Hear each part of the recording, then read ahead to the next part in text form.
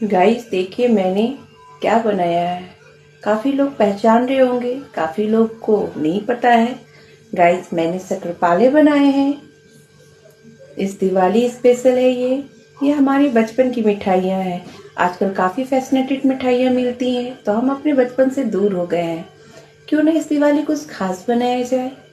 घर पे अपनी दादी नानी माँ के हाथों के खाए हुए मिठाइयों को बना के अपने बच्चों को क्यों ना इम्प्रेस किया जाए कि हम लोग कितनी अच्छी मिठाइयाँ घर पे बना के हेल्दी तरीकों से खाते थे। तो चलिए गाइस, ये फुल वीडियो आप मेरे यूट्यूब चैनल पे देख सकते हो, स्मृति किचन। और जाके फटाफट बनाइए मुंह में घुल जाने वाली शक्करपारा। गाइस आपको और आपकी फैमिली को मेरी तरफ से हैप्पी दिवाली।